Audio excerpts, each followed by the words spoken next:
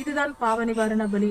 அதே போல ஆண்டவராகிய இயேசு கிறிஸ்து தம்முடைய வார்த்தைகளினால் ஆவியின் மண்டலத்தில் இரத்தமாக அவருடைய வார்த்தையை தெளித்து விட்டார். அதே வார்த்தையை நாம் ஏற்றுக்கொண்டு அந்த வார்த்தையை விசுவாசிக்கும் போது நம்முடைய ஆவியில் அவருடைய வார்த்தையாகிய இரத்தம் தெளிக்கப்பட்டு நாமும் நம்முடைய ஆவியில் சுத்திகரிக்கப்படுகிறோம். அந்த பாவ நிவாரண பலியின் பங்கை பெறுகிறோம். இதற்கு பெயர்தான் ரட்சிப்பு. நம்முடைய பிதாவாகிய தேவனுடைய அன்பும் ஆண்டவராகிய இயேசு கிறிஸ்துவின் கிருபையும் சமாதானமும் உங்கள் அனைவரோடும் கூட என்றென்றைக்கும் இருப்பதாக. தலைப்பு: நான் உன்னை விட்டு விலகுவதும் இல்லை, உன்னை கைவிடுவதும் இல்லை. லேவியராகமம் 16ஆம் அதிகாரம். இந்த வேத பகுதியில் கர்த்தருடைய சிலுவை மரணத்தின் உவமையாக ஆசரிப்பு கூடாரத்தில் பாவ நிவாரண பலி செலுத்தப்பட்டிருக்கிறது. இந்த வேத பகுதியில் ஆசாரியர்கள் பாவ நிவாரண பலியை பலிபீடத்தின் அடியில் கொடுத்துவிட்டு மகாபரிசுத்த ஸ்தலத்திற்குள் சென்று கிருபாசனத்தின் மேல் இரத்தம் 7 முறை தெளித்து தன்னுடைய வலது கரங்களால் இரத்தம் தெளித்து பின்பு பலிபீடத்தின் அடியில் வந்து பலிபீடத்தின் கொம்புகளில் இரத்தம் பூசுவார்கள். இதை குறித்து சற்று தெளிவாக பார்க்கலாம்.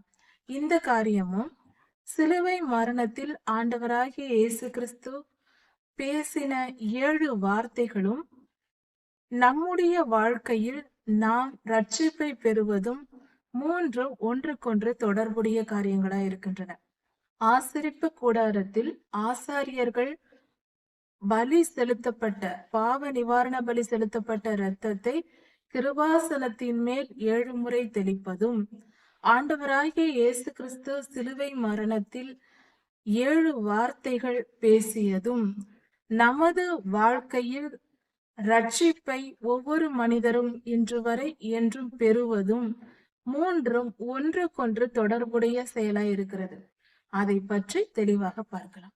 ஆசரிப்பு கூடாரத்தில் ஆசாரியர்கள் பாவ நிவாரண பலியை பிரகாரத்தில், வெளியில் இருக்கிற பிரகாரத்தில் பலிபீடத்தின் அடியில் வெட்டி அந்த பாவ நிவாரண பலிக்கான காளையையும் வெள்ளாட்டுக்கடையும் வெட்டுவார்கள். அதன் இரத்தத்தை உள்ளே சென்று மகா பரிசுத்த ஸ்தலத்திற்குள் சென்று கிருபாசனத்தின் மேல் 7 தரம் தம்முடைய வலது கட்டை விரல்களினால் தமது வலது கரத்தினால் தெளிக்க வேண்டும் என்று சொல்லப்பட்டிருக்கிறது. இதே போல நமது ஆண்டவராகிய இயேசு கிறிஸ்துவும் தம்முடைய சரீரம் முழுவதும் இரத்தம் சிந்தினார் சிலுவை மரணத்தின் போது.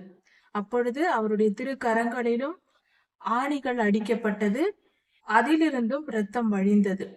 அந்த இரத்தம் வழிந்து ஆண்டவராகிய இயேசு கிறிஸ்துவின் சிலுவை எங்கு நடப்பட்டிருந்ததோ அதற்கு அடியில் ஒரு குகை இருந்ததாகவும் அந்த குகைக்குள் தான் உடன்படிக்கை பெட்டி வைக்கப்பட்டிருந்திருக்கிறது. அந்த இடத்தில் ஆண்டவராகிய இயேசு கிறிஸ்து தம் ஜீவனை விடுகிற அந்த நேரத்தில் பூகம்பம் வந்தது, நிலநடுக்கம் வந்தது என்று வேதம் சொல்லுகிறது. அந்த இடத்தில் அந்த நேரத்தில் பூமி பிளந்து ஆண்டவராகிய இயேசு கிறிஸ்துவின் திருக்கரங்களிலிருந்து வழிந்த இரத்தம் உடன்படிக்கை பெட்டியின் மேல் விழுந்தது. இதில் பாவ நிவாரண பலிக்கான காளையாகவும் வெள்ளாட்டுக்கடாவாகவும் அவரே இருந்திருக்கிறார். பிரதான ஆசாரியரும் அவரே, நித்தியமான மெல்கிசேதேக் என்னும் பிரதான ஆசாரியரும் அவரே தம் கரங்களால் பலியை செலுத்தினார். அவரே பலி செலுத்துகிற ஆசாரியராய் இருந்து அந்த இடத்தில் உடன்படிக்கை பெட்டியின் மேல் அவருடைய இரத்தம் தெளிக்கப்பட்டது. இதை 40 வருடங்களுக்கு முன்பாக கண்டுபிடித்து உடன்படிக்கை பெட்டி அங்கு இருக்கிறது என்று கர்த்தரால் வெளிப்படுத்தப்பட்டு அந்த குகைக்குள் சென்று பல வருடங்களாக தேடிக்கொண்டிருந்த உடன்படிக்கை பெட்டி இருக்கும் இடம் கண்டுபிடிக்கப்பட்டு விட்டது. அது 40 வருடங்கள் ஆனது.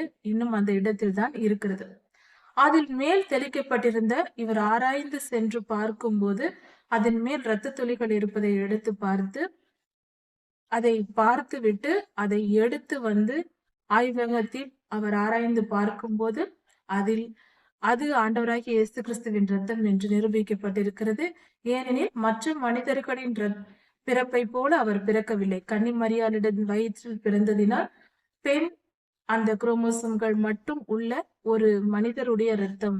இது உலகத்தில் எந்த மனிதனுக்கும் இருக்காது, எந்த மிருகங்களுக்கும் இருக்காது என்று விஞ்ஞானபூர்வமாக நிரூபிக்கப்பட்ட ஆச்சரியமான ஒரு ரத்தம் அது என்று கூறப்படுகிறது.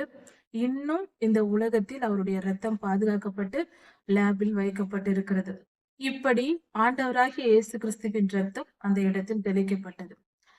இதில் இன்னொரு காரியத்தையும் நாம் பார்ப்போம். ஆண்டவராகிய இயேசு கிறிஸ்து 7 வார்த்தைகளை ஏன் பேசினார்? அந்த 7 வார்த்தைகள் என்ன என்பது நமக்கு தெரியும், கொடுக்கப்பட்டிருக்கிறது. அவர் 7 முறை பேசினார், 7 வார்த்தைகளை பேசினார். அதில் ஏதோ ஒரு ஆழம் இருக்கிறது. ஏனெனில் கிருபாசனத்தின் மேல் ரத்தம் தெளிக்கப்படுவதும் 7 முறை. ஆண்டவராகிய இயேசு கிறிஸ்து பேசியதும் 7 முறை. இந்த இரண்டிற்கும் ஏதாவது ஒற்றுமை இருக்கிறதா என்று ஆராய்ந்து பார்க்கும்போது ஒரு காரியம் வெளிப்படுகிறது. அது மிகவும் அற்புதமான ஒரு விஷயமா இருக்கிறது. இதை நாம் புரிந்து கொள்ள வேண்டும் என்றால், இதை பற்றி தெளிவாய் தெரிந்து கொள்ள ஒரு சில அடிப்படையான வாழ்க்கை முறை, அதாவது ஒரு ஞானமான ஒரு காரியம், ஆவிக்குரிய ஒரு ஞானத்தை நாம் பெற்றிருக்க வேண்டும். அதாவது ஆவியின் மண்டலம் என்றும் இயற்கை மண்டலம் என்றும், natural RAM and spiritual RAM என்று 2 மண்டலங்கள் இருக்கிறது என்பதை நாம் ஒத்துக்கொள்ள வேண்டும். அதை புரிந்து கொள்ள வேண்டும். அதை சற்று விளக்கமாக பார்க்கலாம். ஆவியின் மண்டலம் என்றால் என்ன? இயற்கை மண்டலம் என்றால் என்ன? நேச்சுரல் ரெம் என்றால் நாம் வாழ்ந்து கொண்டிருக்கிற நாம். அதாவது இப்பொழுது நாம் ஒரு பொருளை பார்க்கிறோம் என்றால் அது இயற்கை மண்டலத்தில் நம் கண்களுக்கு தெரிகிறது. இதுதான் இயற்கை மண்டலம். ஆனால் ஆவியின் மண்டலம் என்பது நம்முடைய நினைவுகளில் நாம் நினைக்கிறோம் அல்லவா, அதுதான் ஆவியின் மண்டலம் என்று சொல்லலாம். இதை தெளிவாக புரிந்து கொள்ள வேண்டும். அது எங்கு இருக்கிறது? ஆவியின் மண்டலம் எங்கிருக்கிறது, அது எப்படி என்பதை குறித்து புரிந்து கொள்ள ஒரு சிறு உவமையை பார்க்கலாம். நாம் பொதுவாக காஃபி குடிப்பது உண்டு. காஃபி தயாரிக்க வேண்டும் என்றால் நாம் முதலில் பாலை காய்ச்சுவோம், அதில் காஃபி பவுடரை சேர்ப்போம், பின்பு சர்க்கரையை சேர்ப்போம். இதை மூன்றும் ஒன்றாக கலப்போம். கலந்த பின்பு அந்த காஃபியை நாம் குடித்தால் இது நன்றாக இருக்கிறது, இது காஃபி என்று சொல்லுவோம். ஒரு காரியத்தை நினைத்து பார்ப்போம். அதை குடிக்கும் போது அதில் பாலும் இருக்கிறது, காஃபி பவுடரும் இருக்கிறது, சர்க்கரையும் இருக்கிறது. ஆனால் அது எதுவுமே தனித்தனியே நம் கண்களுக்கு தெரிவதில்லை. அது ஒரு தனி உருவத்தில் தெரிகிறது. ஆனால் நாம் அதை தயாரிக்கிறவர்களுக்கு அது நாம் மூன்றும் சேர்த்தோம் என்று நமக்கு தெரியும். இன்னும் சொல்ல போனால் சர்க்கரை இருப்பதே தெரியாது. நாம் குடித்து பார்த்தால்தான் அதன் ருசியை வைத்துதான் அதில் சர்க்கரை இருக்கிறது என்று உணர்ந்து கொள்வோம். இப்படித்தான் ஆவியின் மண்டலத்தையும் நாம் உணர்ந்து புரிந்து கொள்ள வேண்டும். காஃபியில் மூன்றும் எப்படி கலந்திருக்கிறதோ அதே போல இந்த உலக வாழ்க்கையில் நாம் வாழ்கிற இந்த பூமியில் இந்த அண்ட சராசரமும் ஆவியின் மண்டலமும் இயற்கை மண்டலமும் ஒன்றும் ஒன்று போல சேர்ந்திருக்கிறது, ஒன்றாக கலந்திருக்கிறது. காஃபியில் காஃபி பவுடர், சர்க்கரை, பால் மூன்றும் ஒன்றாய் கலந்திருப்பது போல ஆவியின் மண்டலமும் இயற்கை மண்டலமும் ஒன்றோடு ஒன்று கலந்திருக்கிறது. இப்படிதான் இருக்கிறது. இது தனியாக ஒரு இடத்திலோ அது ஒரு தனியாக ஒரு இடத்திலோ இல்லை. இதை பார்த்தால் இது இருக்கிறதா, அது தெரியவில்லை என்றெல்லாம் இல்லை. ஆண்டவராகிய இயேசு கிறிஸ்துவின் பிரசன்னத்தில் நாம் இருந்து ஜெபித்து வேதம் வாசித்து நாம் கர்த்தருடைய ஆசீர்வாதத்தை பெறும்போது, அவருடைய அபிஷேகத்தை பெறும்போது, அவருடைய கிருபையை பெற்றால் நமக்கு ஆவிக்குரிய கண்கள் திறக்கப்பட்டு நம்மால் ஆவியின் மண்டலத்தையும் பார்க்க முடியும். கண்கள் திறந்து கொண்டும் பார்க்கலாம், ஜெபிக்கும் போதும் தீர்க்க தரிசனங்கள் பார்க்கலாம், தரிசனம் தெரியும், கர்த்தரின் குரல் கேட்கும். இதெல்லாம் ஆவியின் மண்டலத்தில் நடப்பது. அதையெல்லாம் நாம் இந்த உலகத்தில் இப்பொழுதே நாம் புரிந்து கொள்ள முடியும். அதை நாம் அனுபவிக்கவும் முடியும். நம் கண்களால் ஆவியின் மண்டலத்தை பார்க்கவும் முடியும், குரலை கேட்கவும் முடியும், நாமும் அவர்களோடு செயல்படவும் முடியும். இதைதான் தீர்க்க தரிசன அபிஷேகம் என்று சொல்கிறோம். தீர்க்க தரிசன அபிஷேகம் பெற்றால் இப்படிப்பட்ட கிருபைகள் நமக்கு கிடைக்கும். இதையெல்லாம் நாம் செய்யலாம். இதெல்லாம் சத்தியமான உண்மைகள். அனுபவபூர்வமாக அனுபவித்தவர்களால் மறுக்க முடியாது. அனுபவிக்காதவர்கள் விசுவாசித்தால் கண்டிப்பாக எல்லோருக்கும் கிடைக்கும். விசுவாசித்து ஜெபித்தால் கர்த்தர் தருவார். ஆனால் விசுவாசிக்காதவர்களுக்கு என்னாலும் தெரியாது. அதை புரிந்து கொள்ளவோ முடியாது. இதை சற்று புரிந்து கொள்வதற்கு, ஏற்றுக்கொள்வதற்கு நம் இருதயத்தை தாழ்த்த வேண்டும். நம் இருதயம் தாழ்மையாக இருந்தால் சுலபமாக நாம் அதை விசுவாசிப்போம். விசுவாசித்தால் நம்மால் அந்த அனுபவங்களையும் பெற முடியும்.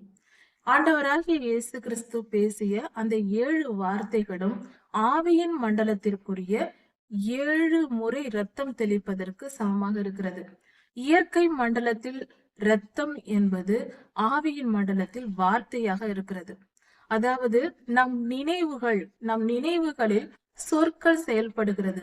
இதை இன்னும் சற்று ஆழமாக ஆராய்ந்தால், ஆதியாகம காலத்தில் முதல் அதிகாரத்தில் சிருஷ்டிப்பில் நம்முடைய பிதாவாகிய தேவன் வானத்தையும் பூமியும் சிருஷ்டித்தார் என்று சொல்லப்பட்டிருக்கிறது. வார்த்தையினால் சிருஷ்டித்தார் என்றுதான் முதல் அதிகாரம் முழுவதும் சொல்லப்பட்டிருக்கிறது. அப்படி பார்க்கும்போது வார்த்தை என்பது ஆவியின் மண்டலத்தின் நிகழ்வு. அங்கு அதுதான் இரத்தம். இந்த பூமியில் இரத்தம் உயர்வானது. இந்த பூமியில் இந்த இயற்கை மண்டலத்தில் இரத்தம் மிகவும் உயர்வானது. கர்த்தருடைய பார்வையில், உலகத்தின் பார்வையில் மிக உயர்வானது இரத்தம். அதாவது ஜீவன், இரத்தத்தில் தான் ஜீவன் இருக்கிறது, ஜீவன் தான் இரத்தமா இருக்கிறது. அதனால் இரத்தம் தான் இந்த உலகத்தில் மிக உயர்ந்த ஒரு பொருளாக இருக்கிறது. ஆவியின் மண்டலத்தில் அது வார்த்தையாக இருக்கிறது. வார்த்தை தான் செயல்படுகிறது. ஆவியின் மண்டலத்தில் ஒரு செயல் செய்ய வேண்டும் என்றால் நம் கைகளால் செய்ய வேண்டியதில்லை, வார்த்தையால் சொல்வதுதான். வார்த்தையால் சொன்னால் அது அப்படியே நடந்து விடும். ஆவியின் மண்டலத்தில் சொல்லப்படுவது இயற்கை மண்டலத்தில் நிகழ்வாக அமையும். இது நாம் சற்று ஆராய்ந்து பொறுமையோடு கற்றுக்கொள்ள வேண்டிய காரியங்கள். இதை குறித்து வரும் செய்திகளில் இன்னும் அதிகமாக தெரிந்து கொள்ளலாம். இப்படியாக இயற்கை மண்டலத்தில் ஆண்டவராகிய இயேசு கிறிஸ்து தம்முடைய கைகளில் இருந்து விழுந்த அந்த இரத்தத்தை உடன்படிக்கை பெட்டியின் மேல் அதை தெளித்தார். அதே போல தம்முடைய வார்த்தைகளினால் ஆவியின் மண்டலத்தில் அந்த வார்த்தைகளை அவர் செலுத்தினார். ஆவியின் மண்டலத்தில் அந்த இரத்தம் தெளிக்கப்பட்டது அவருடைய வார்த்தையாக. இப்படி 7 வார்த்தைகளை பேசி இந்த ஆவியின் மண்டலத்தில் நம்முடைய பாவங்களை மன்னித்தார். மிக மிக உயர்வான ஒரு சத்தியம் என்னவென்றால், அவருடைய வார்த்தை ஆவியின் மண்டலத்தில் தெளிக்கப்பட்டதினால் இன்று நாம் அந்த வார்த்தையை விசுவாசித்தால்தான் ரட்சிப்பை பெறுகிறோம். இது மிக மிக பெரிய ரகசியம், இப்பொழுது வெளிப்படுகிற ஒரு காரியமா இருக்கிறது. இதுவரை கேட்டதில்லை. கர்த்தருடைய அந்த 7 வார்த்தைகளும் ஆவியின் மண்டலத்தில் தெளிக்கப்பட்டு அந்த நியமம் நிறைவேறுவதினால் ஆவியின் மண்டலத்தில் உள்ள எல்லாவித பொல்லாத தீங்கும் அழிக்கப்படுகிறது. யார் யார் ஆண்டவராகிய இயேசு கிறிஸ்துவின் சிலுவை மரணத்தை விசுவாசிக்கிறார்களோ அவர்களுக்கு இந்த வார்த்தைகள் நம்முடைய ஆவியில், நம்முடைய மனித ஆவியில் தெளிக்கப்படுகிறது. அந்த வார்த்தைகள் நம்முடைய ஆவிக்கு வருகிறது. அதனால் நாம் பரிசுத்தமாக்கப்படுகிறோம். இப்படிதான் விசுவாசித்து பெற்றுக்கொள்கிறோம். விசுவாசம் என்பது ஆவியின் மண்டலத்தின் நிகழ்வாய் இருக்கிறது. அப்படியானால் நாம் விசுவாசிக்கும் போது ஆண்டவராகிய இயேசு கிறிஸ்துவின் அந்த 7 வார்த்தைகளையும் போய் தொடுகிறோம் விசுவாசிக்கும் போது. அதனால் அவருடைய அந்த வார்த்தைகள் நமக்குள் வருகிறது. அது இரத்தமாய் இருக்கிறது. இப்படித்தான் ஆண்டவராகிய இயேசு கிறிஸ்துவின் இரத்தம் நம்முடைய ஆவியை கழுவி சுத்திகரித்து ரட்சிக்கப்படுகிறோம். நாம் நித்திய ஜீவனுக்கு பங்குள்ளவர்களாக, பாத்திரவான்களாக நாம் மாறுகிறோம். அதாவது பாவ நிவாரண பலிபீடத்தில் செலுத்தப்படும் போது, பலிபீடத்தின் அடியில் அது வெட்டப்பட்டு கொடுக்கப்படும் போது அந்த இரத்தம், பாவ நிவாரண பலியின் இரத்தம் கிருபாசனத்தின் மேல் தெளிக்கப்பட்டு பின்பு மீண்டுமாக பிரகாரத்திற்கு வந்து அங்கிருந்த ஜனங்களின் மேல் இரத்தம் தெளிக்கப்படுகிறது. இதுதான் பாவ நிவாரண பலி. அதே போல ஆண்டவராகிய இயேசு கிறிஸ்து தம்முடைய வார்த்தைகளினால் ஆவியின் மண்டலத்தில் இரத்தமாக அவருடைய வார்த்தையை தெளித்து விட்டார். அதே வார்த்தையை நாம் ஏற்றுக்கொண்டு அந்த வார்த்தையை விசுவாசிக்கும் போது நம்முடைய ஆவியில் அவருடைய வார்த்தையாகிய இரத்தம் தெளிக்கப்பட்டு நாமும் நம்முடைய ஆவியில் சுத்திகரிக்கப்படுகிறோம்.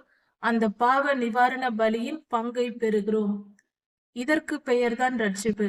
ரட்சிப்பு என்பது இப்படிதான் நடக்கிறது. இதை குறித்து மேலும் விளக்கமாக அடுத்த செய்திகளில் பார்க்கலாம். கர்த்தர் உங்களை ஆசீர்வதிப்பாராக. மாரநாதா.